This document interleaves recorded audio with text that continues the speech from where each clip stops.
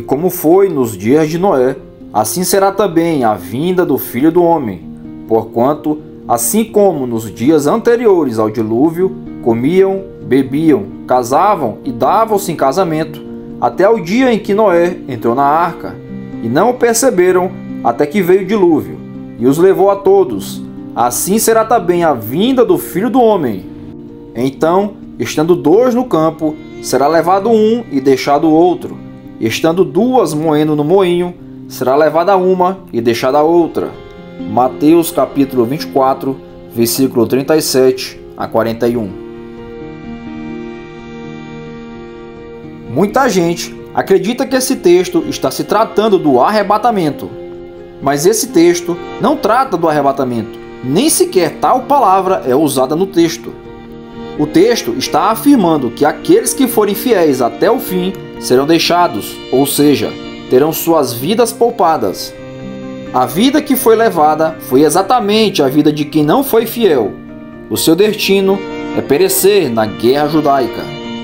O próprio Mateus, narrando a história do dilúvio de Noé, fala que quando o dilúvio veio, consumiu, ou seja, levou a todos.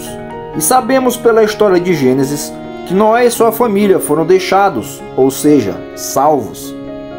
O sentido do texto de Mateus é muito óbvio. Alguns sobreviverão, ou seja, serão deixados, e outros serão destruídos, ou seja, serão levados, pelo dilúvio da destruição romana. Quando o texto fala que pessoas casavam e davam-se em casamento, está falando que as coisas diárias continuariam acontecendo normalmente. O termo casavam-se refere aos homens, e o termo davam-se em casamento é uma referência às mulheres. O verso 39 utiliza o verbo levar no sentido de ser destruído. Se esse for o caso, então Jesus está dizendo que uns serão mortos, ou seja, levados, na guerra, enquanto outros sobreviverão. O verso 40 trata de duas pessoas trabalhando no campo. A prática da agricultura era comum nos tempos bíblicos. Jesus está aqui usando a analogia do agricultor para enfatizar a ideia do preparo. Quem estiver preparado será poupado do juízo, ou seja, destruição. Quem não estiver será levado para a destruição. O verbo levar aqui tem o sentido de juízo.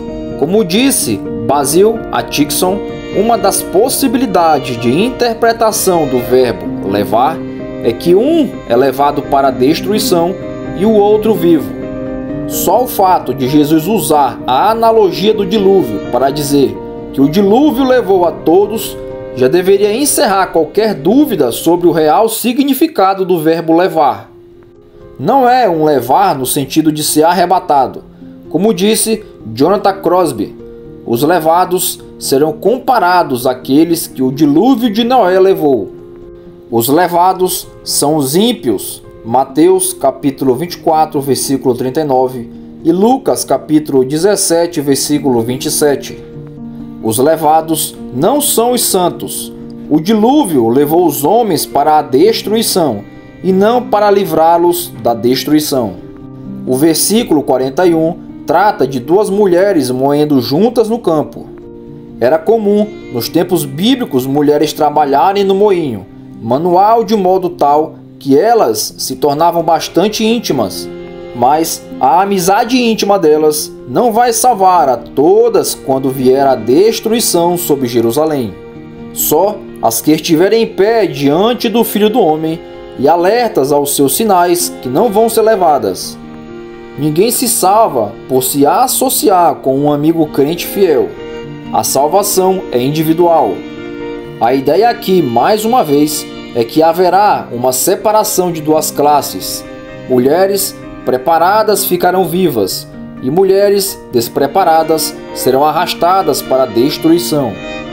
Mais uma vez, Jesus alerta seus discípulos para estarem atentos.